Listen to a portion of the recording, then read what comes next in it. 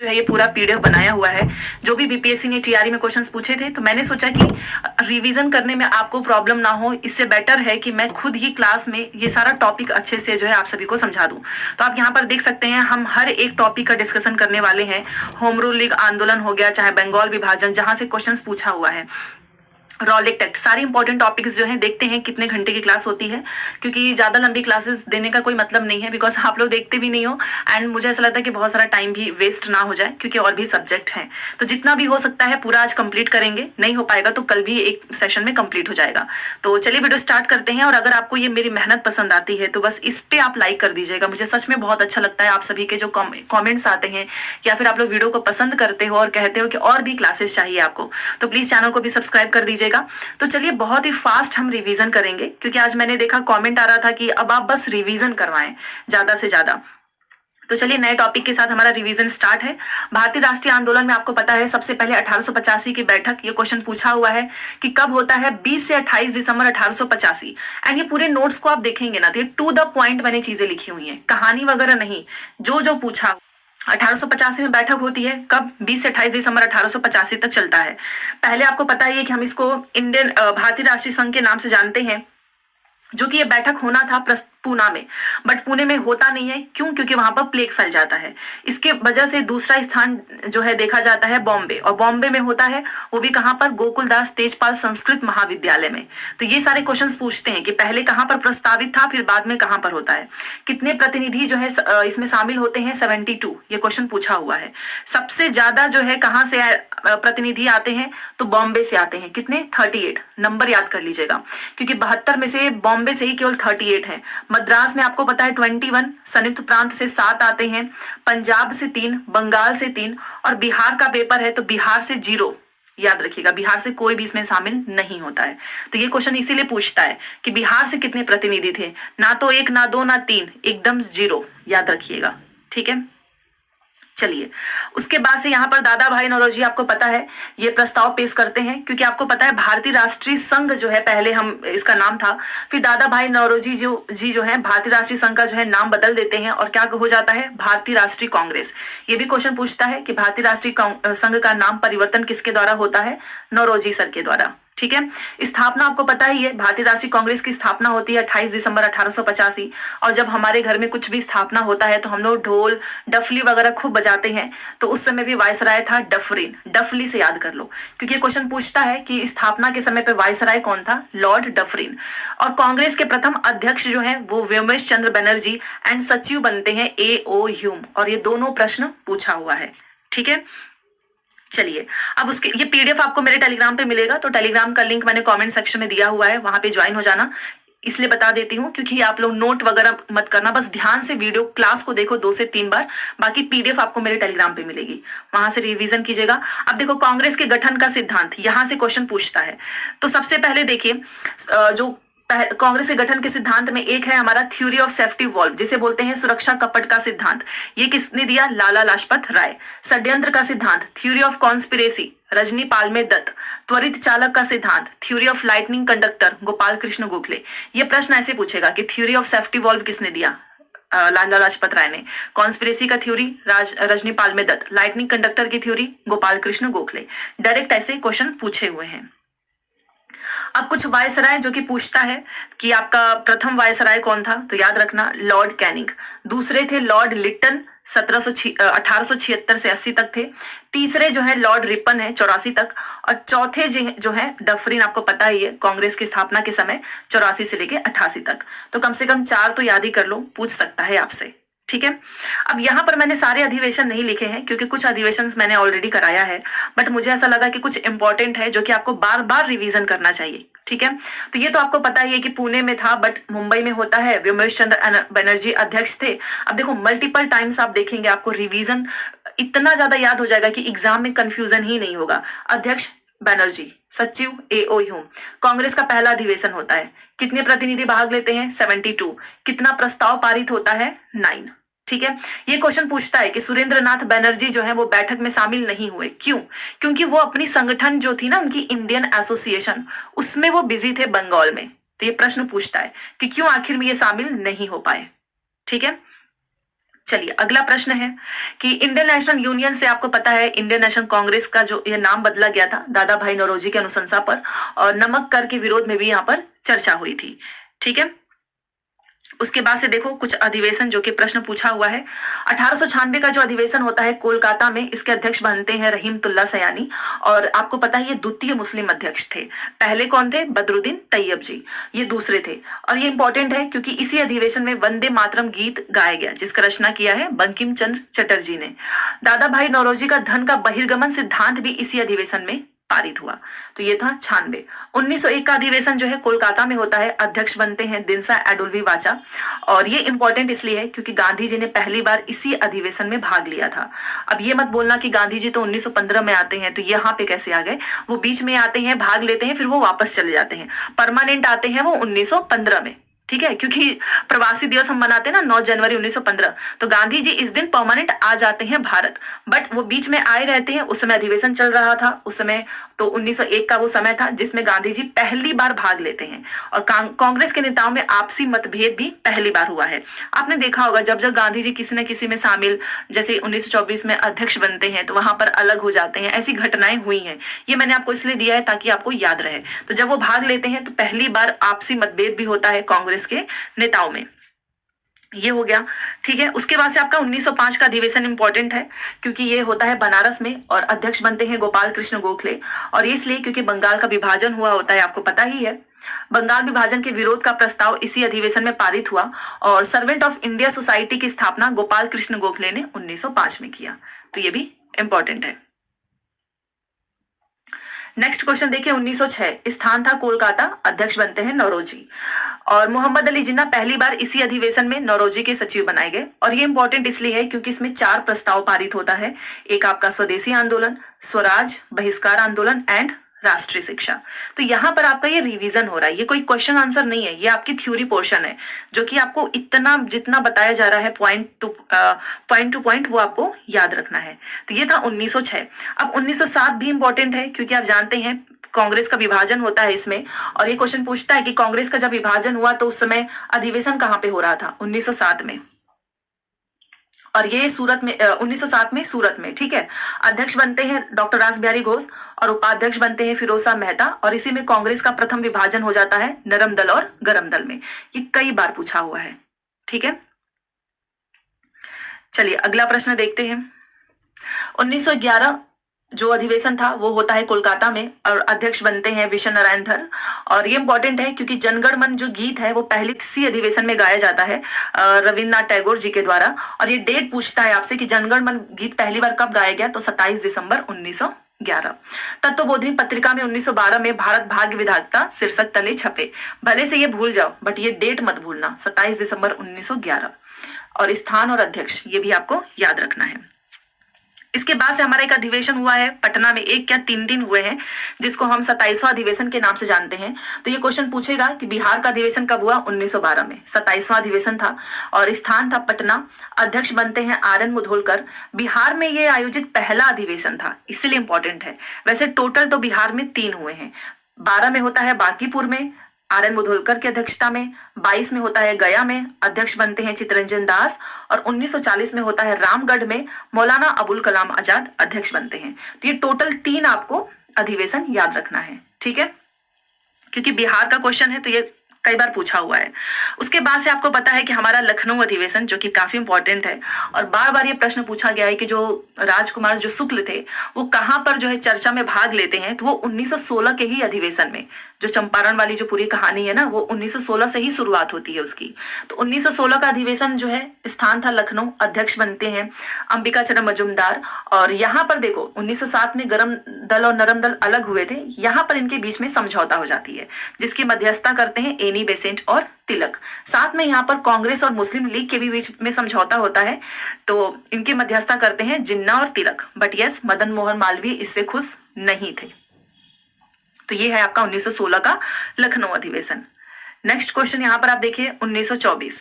तो 1924 का जो अधिवेशन था, स्थान था बेलगाम कर्नाटक, अध्यक्ष जो है गांधी जी।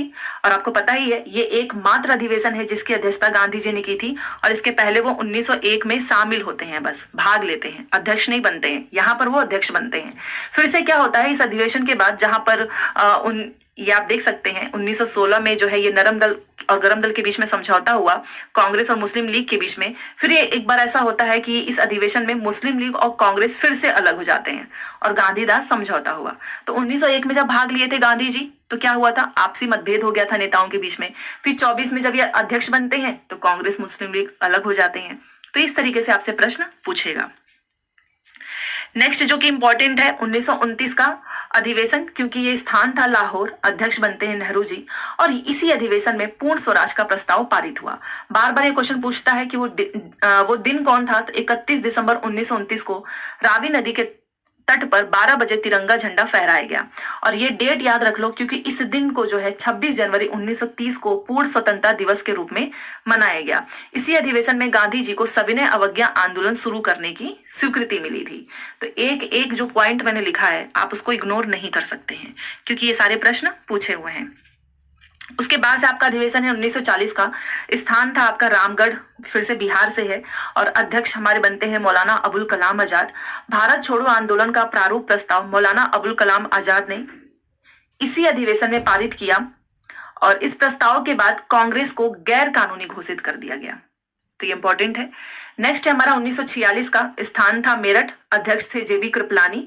और स्वतंत्रता के समय जेबी कृपलानी अध्यक्ष थे। तो क्वेश्चन पूछता है कि स्वतंत्रता के समय अध्यक्ष कौन थे, तो जेबी कृपलानी। देन आपका 1948 का जो अधिवेशन होता है ये स्थान था आपका जयपुर और अध्यक्ष थे पट्टाभी सीतारमैया। स्वतंत्रता के बाद, स्वतंत्रता के समय बनते हैं जेबी कृपलानी, आप यहाँ पर देख सकते हो। और स्वतंत्रता के बाद कौन बनते हैं, तो वो बनते हैं पट्टाभी सीतारमैया। सबसे ज्यादा अधिवेशन आपका हुआ है कोलकाता में 10 बार। ठीक है, तो यहां तक कुछ इंपॉर्टेंट अधिवेशन हमने देखा। अब यहां से फिर से टॉपिक स्टार्ट। जैसा कि आपको पता है बंगाल विभाजन, प्रश्न यही पूछेगा बंगाल विभाजन होने का कारण। तो अंग्रेजों ने कारण दिया, प्रशासनिक कारण, कि बहुत बड़ा प्रांत है, इसको अच्छे से चला नहीं पा रहे हैं, बट जाएगा तो भाई अच्छे से चला लेंगे।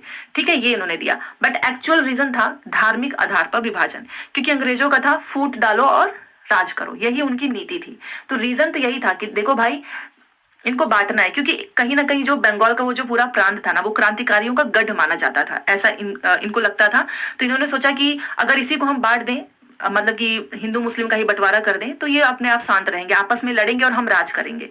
तो रीजन तो यही था। बट इन लोगों ने क्या दिया, ऑफिशियली घोषणा की कि भाई हमको प्रशासनिक रूप से प्रॉब्लम हो रही है, इसका बांट देंगे तो काफी अच्छे से हम इसको चला सकते हैं। ठीक है, और एक्चुअल रीजन था धार्मिक आधार पर बंटवारा। अब जब बंगाल विभाजन होता है तो वायसराय था करजन, याद रखिएगा, बहुत इंपॉर्टेंट है। उस समय गृह सचिव था रिजले और बंगाल का लेफ्टिनेंट गवर्नर था लीथ फ्रेजर। एक एक पॉइंट यहाँ से पूछा हुआ है। बंगाल विभाजन से रिलेटेड कुछ महत्वपूर्ण तिथि और दिवस आपको याद रखना है। तो सबसे पहले याद रखना, विभाजन का जो प्रस्ताव है वो पेश होता है 19 जुलाई 1905 को। देन विभाजन का जो प्रस्ताव है वो पारित हो जाता है 20 जुलाई 1905 को। उसके बाद से आपका टाउन हॉल में बैठक होती है कोलकाता में, कब होती है, 7 अगस्त 1905 को। 16 अक्टूबर 1905 को विभाजन लागू कर दिया जाता है और वो दिन हम सभी के लिए बहुत ही वर्स्ट डे था, इसीलिए हमने 16 अक्टूबर 1905 को शोक दिवस के रूप में बनाया। ठीक है, क्योंकि अंग्रेज जो चाहते थे वो कर ही लिए ना, विभाजन कर दिए। तो ये एक एक डेट आपसे पूछेगा। 16 अक्टूबर को आनंद मोहन बोस ने कोलकाता में फेडरेशन हॉल की स्थापना की। इसी 16 अक्टूबर को पूछता है कि फेडरेशन हॉल की स्थापना किसने की, तो आनंद मोहन बोस ने। ठीक है, अब देखो 16 अक्टूबर को आपको पता है विभाजन लागू हो जाता है। फिर हमने इसके बाद से स्वदेशी आंदोलन भी स्टार्ट किया। तो 16 नवंबर 1905 को कोलकाता में बैठक होती है और राष्ट्रीय शिक्षा परिषद की स्थापना करने का निर्णय लिया जाता है। तो ये भी आपसे पूछेगा। 14 अगस्त 1906 को बंगाल नेशनल कॉलेज की स्थापना होती है और जिसके प्रधानाचार्य बनाए जाते हैं अरविंदो घोष को। तो ये भी पूछता है कि अरविंदो घोष को किसका प्रधानाचार्य बनाया जाता है, तो बंगाल नेशनल कॉलेज का। देखो उसके बाद से बहुत सारी चीजें स्टार्ट होती हैं बंगाल विभाजन के बाद, जैसे कि Indian society of orientation arts संस्था अरविंदनाथ टैगोर के द्वारा जो है इसकी स्थापना की जाती है। और यहाँ पे जो इस संस्था में जो सबसे पहला छात्र था जिसको छात्रवृत्ति मिली वो था नंदलाल। तो ये प्रश्न पूछता है कि किसको सबसे पहला छात्र जिसको छात्रवृत्ति मिली उसका नाम बताओ, तो Nandlal. Indian society of orientation art संस्था किससे संबंधित है, तो अरविंद नाथ टैगोर से। आपको कैसी लग रही है क्लास, प्लीज मुझे बताना, क्योंकि एक तरीके से आपका रिवीजन ही हो रहा है। देन आपका नेक्स्ट टॉपिक है मुस्लिम लीग गठन। देखो मुस्लिम लीग गठन भी आपका इंपॉर्टेंट है। सबसे पहले तो याद रखना कि ये कब होता है, तो 1906, 30 दिसंबर 1906 को। मुस्लिम लीग का जो पहला अध्यक्ष बनता है वो बनता है आगा खान। मुस्लिम लीग का मुख्यालय कहाँ पे है, ढाका। और ये दोनों प्रश्न और ये डेट कई बार पूछा हुआ है। मुस्लिम लीग का जो प्रथम अधिवेशन था वो होता है कराची 1907 में, और इसका द्वितीय अधिवेशन होता है अमृतसर 1908 में। तो दोनों ही पॉइंट आपको याद रखने हैं, पहला एंड सेकंड, ठीक है। उसके बाद से आपको पता है मुजफ्फरपुर बम कांड, जो कि बिहार से रिलेटेड है और यहाँ से प्रश्न भी आएगा, बहुत ही फेमस है। देखिए मुजफ्फरपुर बम कांड याद रखना 1908 में होता है। कोलकाता का जो मजिस्ट्रेट था ना, द किंग्सफोर्ड, देखो बम तो इसके ऊपर फेंकना था, प्रफुल्ल चाकी एंड उनको, बट क्या होता है ना कि इसके बदले प्रिगले, एक दूसरा था ना प्रिगले कैनेडी, इस पे बम जो है गिर जाता है और इसमें फिर इसकी पत्नी और बेटी की मृत्यु हो जाती है। मतलब मैं आपको कहानी बता रही हूँ कि क्या होता है कि जो प्रफुल्ल चाकी और खुदीराम बोस प्लान करते हैं कि आज जो है कोलकाता के मजिस्ट्रेट जो है ना किंग्सफोर्ड, इस पे हमको बम, मतलब इसको मारना है, जाते हैं, बट गलती से जो है प्रिगले कैनेडी के ऊपर बम गिर जाता है। अब इसमें क्या होता है, पत्नी और बेटी की मृत्यु हो जाती है। तो ये लोग बम फेंके होते हैं, उसके बाद से इसकी पूरी जांच पड़ताल चलती है। तो प्रफुल्ल चाकी तो ठीक है, ये खुद को ही जो है गोली मार लेते हैं, बट खुदीराम बोस जो है दूर भागते भागते 35 से 40 मील आगे पहुंचते हैं वैली स्टेशन पे।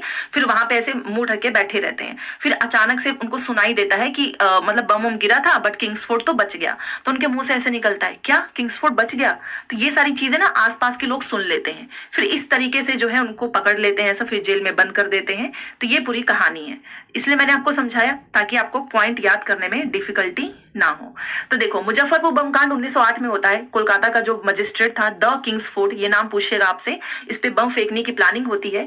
आपको पता है क्रांतिकारी संगठन युगांतर समिति में जो प्रफुल्ल चाकी और ये खुदीराम बोस इसी से संबंधित है, इन दोनों लोगों ने बम फेंका, बट बम जो है प्रिगले कैनेडी पर गिर गया और पत्नी और इसकी बेटी की मृत्यु हो गई। उसके बाद से इन लोगों ने बम कब फेंका, पूछता है 30 अप्रैल 1908 को। अब क्या होता है कि प्रफुल्ल चाकी और खुदीराम बोस फेंकना तो चाहते थे उस पे, किंग्सफोर्ड पे चला गया, कैनेडी पे। तो उसके बाद से प्रफुल्ल चाकी जो है वो खुद को गोली मार लेते हैं, बट खुदीराम बोस की उम्र बहुत कम थी, आई थिंक उस समय 18 साल। ये क्वेश्चन इसलिए इंपॉर्टेंट हो जाता है कि इनके अंदर इतना जो है जज्बा था, इतनी कम उम्र में। आप सोचिए यहाँ पे खुदीराम, ये प्रफुल्ल चाकी से रिलेटेड क्वेश्चन पूछता है, दोनों लोगों की ये उम्र बहुत कम थी, ठीक है, कि इतनी कम उम्र में इन दोनों लोगों ने ये जो भी प्लानिंग की, बाकी छोड़ो, जाने दो, कहानी तो पूछेगा नहीं।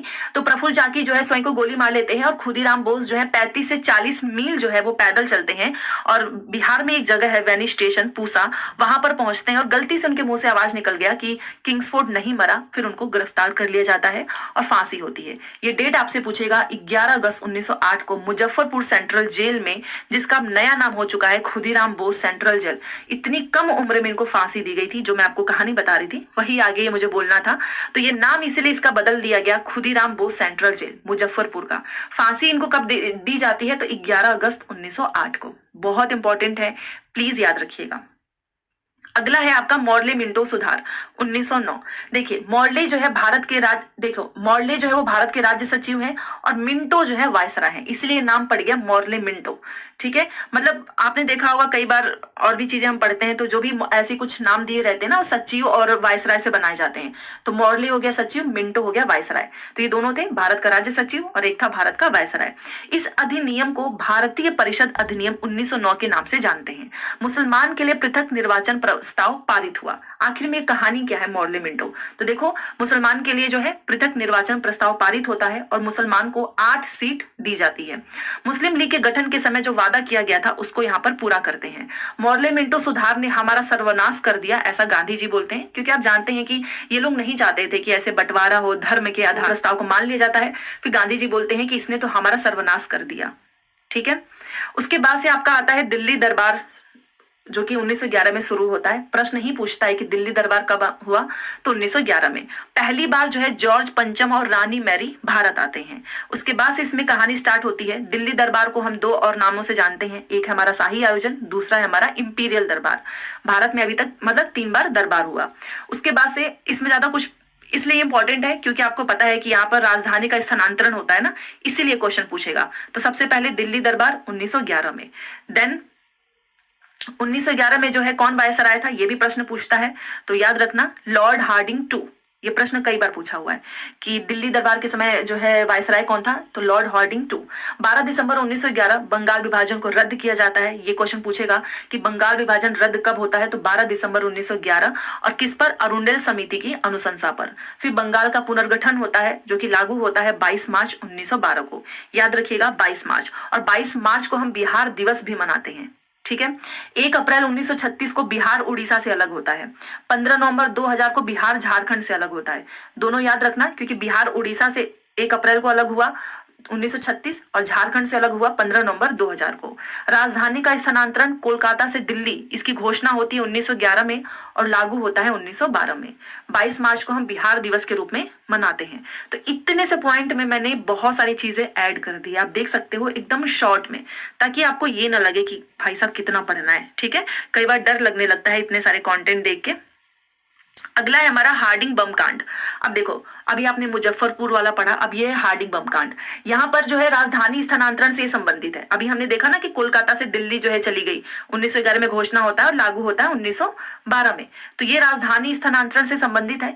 दिसंबर 1912 में होर्डिंग पर बम फेंके गए, और मतलब जो होर्डिंग था उसी के समय पे हुआ था, तो इनके ऊपर बम फेंका गया दिल्ली चांदनी चौक में, और जिन लोगों ने बम फेंका था उसमें से 13 लोग गिरफ्तार हो गए, जिसमें बाल मुकुंद, ये नाम इंपॉर्टेंट है, अमीरचंद, दीनानाथ, अवध बिहारी। अब इसमें जो था क्या बोलते हैं, धोखेबाज दोस्त था दीनानाथ, इसी ने शिकायत की, इसी के जो है गवाही देने पे गिरफ्तार किया गया था। तो कुछ एक दो ऐसे दोस्त होते ही हैं, आपकी लाइफ में होंगे तो जरूर बताना, जिसने कभी ना कभी धोखा दिया हो, तो उसी में से था ये दीनानाथ। नाम देखिए कैसा है और काम कैसा है। तो ये था हार्डिंग बम कांड। तो ये प्रश्न आपसे पूछेगा, इन लोगों के नाम पूछता है कि जो गिरफ्तार हुए थे उसमें से कुछ चंद नाम जो है इंपॉर्टेंट है, ठीक है। अगला प्रश्न है लखनऊ समझौता, और ये इंपॉर्टेंट है क्योंकि ये स्थान था हमारा लखनऊ, और लखनऊ से आप में से कितने लोग हैं लखनऊ से, जरूर बताइएगा। अध्यक्ष बनते अंबिका चरण मजूमदार। ये समझौता ऐसा था जिसमें कांग्रेस और मुस्लिम लीग के बीच में समझौता होता है, नरम दल और गरम दल के बीच में होता है। पहले किसान थे राजकुमार शुक्ला बने, जिन्होंने कांग्रेस के मंच से संबोधन किया, और यही प्रश्न पूछता है कि राजकुमार शुक्ला ने पहली बार किस मंच से संबोधन किया, या फिर जो चंपारण के बारे में पहली बार कहाँ पे बात स्टार्ट हुई, तो वो था 1916। पटना विश्वविद्यालय अधिनियम पारित होता है जिसकी स्थापना होती है 1917 में। तो पटना वाला भी आपको याद रखना है। अगला प्रश्न देखिए, खिलाफत आंदोलन, डेट जितने मैंने लिखे हैं ना, ईयर याद रखिएगा, 1919 से 1924। ये भारत से जो है ना खिलाफत आंदोलन प्रत्यक्ष रूप से संबंधित नहीं है।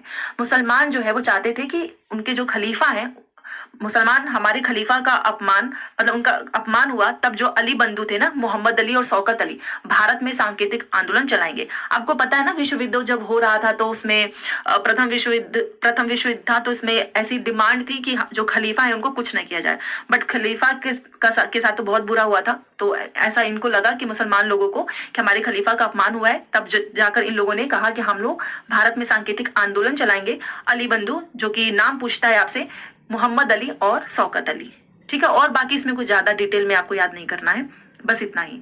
बाद में आपको पता ही है, गांधी जी नवंबर 1919 में दिल्ली में मुसलमान और हिंदुओं का संयुक्त सम्मेलन बुलाएंगे, ठीक है। और हाँ, यहाँ पे जो मैंने आपको खलीफा वाली स्टोरी सुनाई थी, ऐसा प्रथम विश्व युद्ध में भी हुआ था, ठीक है। तो अब ये मत कहना कि ये यहाँ पे नहीं, उसमें बोला गया था। यहाँ पर मैंने इसलिए बताया है क्योंकि उस समय भी जब विश्व युद्ध हो रहा था और डिमांड आई थी ना जब अंग्रेजों की साइड से, तो मुसलमान लोग ने भी अपनी डिमांड रखी थी कि हमारे जो खलीफा उनको कुछ नहीं होना चाहिए, और हिंदू मतलब जो बाकी के लोग भी थे उनकी भी डिमांड थी। तो वो मैंने वहां से आपको रिलेट करके बताया है। बाकी यहाँ का तो स्टोरी आपको बताया गया था बाद में गांधी जी के द्वारा नवंबर 1919 में। तो नाम आपको याद रखना है, वो ज्यादा जरूरी है। खिलाफत आंदोलन होता कब है और साथ में इसमें कौन जो है शामिल थे। अगला है आपका मॉन्टेग्यू चेम्सफोर्ड सुधार। अब मॉन्टेग्यू आपको पता चल चुका है, अब मुझे ये बताने की जरूरत नहीं है, जैसा मॉर्ले मिंटो में था सच्ची और वायसराय की कहानी, इसी तरीके से है। 1919 ये डेट याद रखिएगा। कार्यकाल था लंदन, नवंबर 1917 में ये भारत आता है। और इसकी मांग क्या थी, ये सारी मांग इंपॉर्टेंट है, एक एक लाइन तभी मैंने लिखा है। मॉन्टेग्यू चेम्सफोर्ड की जो मांग थी वो थी वायसराय की कार्यकारी परिषद में जनता मतलब भारतीय का प्रतिनिधित्व बढ़ाया जाए, ये मांग थी। दूसरी मांग थी कि सिख ईसाई जो एंग्लो भारतीय हैं इनको अलग से प्रतिनिधित्व दिया जाए। तीसरी मांग थी कि प्रांतों में उत्तरदायी सरकार की स्थापना की जाए। चौथी थी कि चुनाव आयोजित करने की इजाजत मिले। एंड पांचवी थी कि भारत के राज्य सचिव का नियंत्रण जो है वो कुछ कम कर दिया जाए। तो ये थी इनकी मांग। तो ये इसलिए इंपॉर्टेंट है, ये ना स्टेटमेंट में पूछा हुआ है इनकी मांग। क्या करेगा ना, 3 स्टेटमेंट लिख देगा और एक गलत लिख देगा, फिर आपसे पूछेगा कि इसमें से कौन सी एक मांग नहीं थी।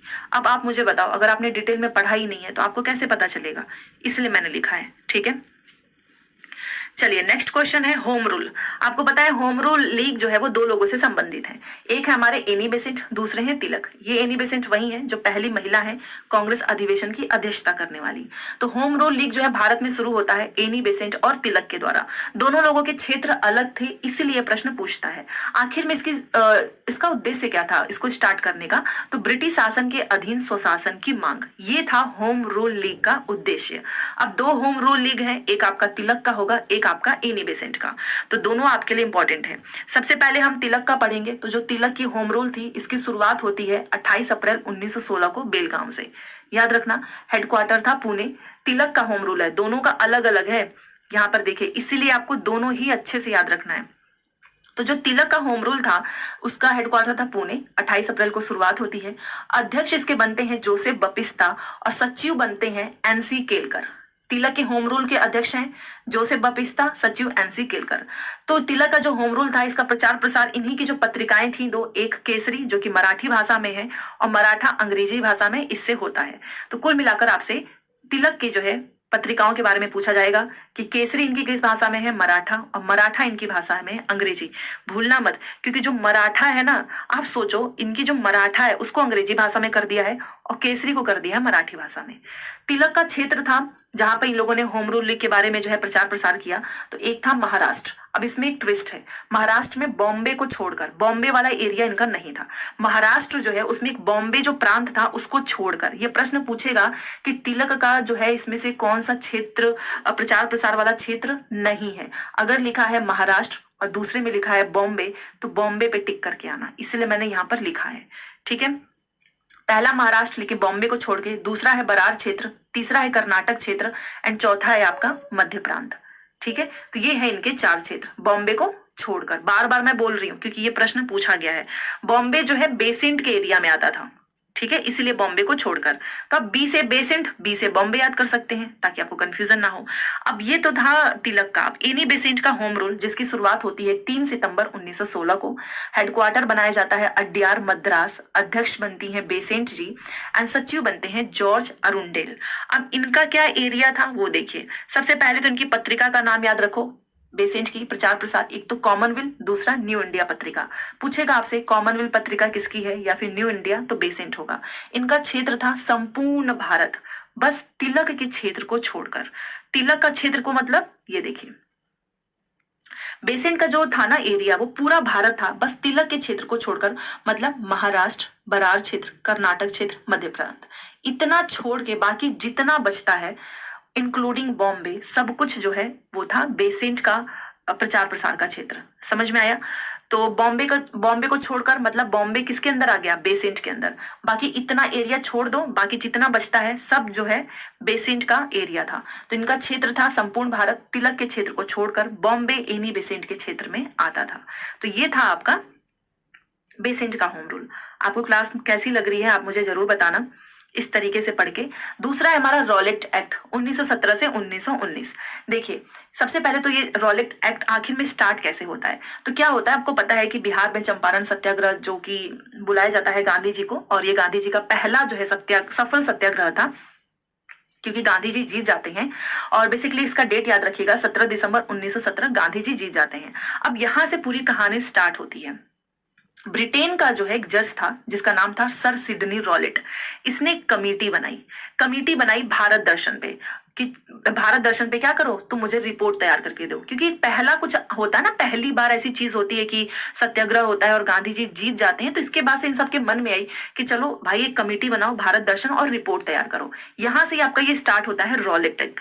तो रिपोर्ट तैयार होती है और भारत में क्रांतिकारी गतिविधि का दमन जो है जरूरी है और कड़े कानून बनाओ। इसी रिपोर्ट के आधार पे कानून बनता है रॉलेट एक्ट। समझ गए आप कि रॉलेट एक्ट की शुरुआत कैसे हुई, चंपारण से होती है। ठीक है। फिर एक कमेटी बनती है, रिपोर्ट तैयार होता है, उसमें निकलता है कि भाई भारत में ना इस पे कंट्रोल करना बहुत जरूरी है, बहुत ही कड़े कानून बनाओ, और इसी पे आता है काला कानून जिसे हम बोलते हैं रॉलेट एक्ट। अब ये क्या है तो देखो, ये जो लाइन मैंने लिखा है द अनार्कियल रिवोल्यूशनरी क्राइम एक्ट, ये रॉलेट एक्ट का दूसरा नाम है। तो ये आपसे पूछेगा द अनार्कियल रिवोल्यूशनरी क्राइम एक्ट किसका नाम है, तो रॉलेट एक्ट का। इस आखिर में ये रॉलेट एक्ट इतना खतरनाक क्यों था, देखो इस एक्ट के अनुसार ना किसी भी व्यक्ति को केवल डाउट के आधार पर, केवल शक के आधार पर 2 वर्ष तक के लिए बिना कारण बताए जेल में रखा जा सकता है। और इसमें क्या किया गया, जब ये कानून आया ना उसके बाद से 18,000 क्रांतिकारियों को जेल में बंद कर दिया गया केवल शक के आधार पे। इसीलिए इसको बोला गया काला कानून, बिना अपील, बिना दलील, बिना वकील का कानून। मतलब ना तो अपील है, ना दलील है, ना वकील है, बस शक है, बंद कर दिया। ठीक है। और ये जानबूझ के ब्रिटिश ने किया था क्योंकि वो चाहते थे कि इनको कंट्रोल करना, नहीं तो पहला तो सत्याग्रह सफल हुआ, उसके बाद से ये कहानी स्टार्ट होती है। फिर गांधी जी के कुछ आपसे इंपॉर्टेंट चीजें पूछी जाएंगी, जैसे कि गांधी जी ने रॉलेट एक्ट को कहा है कि यह कानून अनुचित, स्वतंत्रता विरोधी और मूल अधिकारों की हत्या करने वाला है। गांधी जी ने बोला कि रॉलेट एक्ट के विरोध में संपूर्ण हड़ताल किया जाएगा भारत में, जिसे बोला गया सत्याग्रह सभा। तो ये प्रश्न पूछता है कि सत्याग्रह सभा जो है किस कानून के बनने के बाद से स्टार्ट हुआ, तो रॉलेट एक्ट गांधी जी के द्वारा। गांधी जी ने जो बोला है ये भी याद रखिएगा। देन आपको पता है कि दिल्ली में रॉलेट एक्ट का विरोध किया जाता है किसके द्वारा, स्वामी श्रद्धानंद के द्वारा। ठीक है, तो याद रखिएगा दिल्ली वाला क्वेश्चन पूछा हुआ है कि आखिर में रॉलेट एक्ट का विरोध दिल्ली में किसने किया, श्रद्धानंद ने, और पंजाब में किसने किया, डॉक्टर सत्यपाल मलिक और सैफुद्दीन किचलू ने। तो ये इस तरीके से प्रश्न पूछेगा कि दिल्ली में किसने किया, पंजाब में किसने किया। तो आई थिंक हमारी 30 मिनट की क्लास हो चुकी है। तो आज मैंने सारे इंपॉर्टेंट आंदोलन किया है, कल हम गांधी जी का पूरा आंदोलन कर लेंगे, मतलब गांधी जी से रिलेटेड जितने प्रश्न पूछेंगे, जितना आंदोलन हुआ है, और कुछ 1-2 पॉइंट बस। तो कल की क्लास भी आपको जरूर देखना है। 30 मिनट की क्लास में कुछ नहीं जाता है, बहुत ही कम समय लगता है, आप स्पीड पे करके देख सकते हैं। तो जाते जाते लाइक शेयर सब्सक्राइब कर दीजिएगा। मिलते हैं नेक्स्ट क्लास में। Thanks for watching.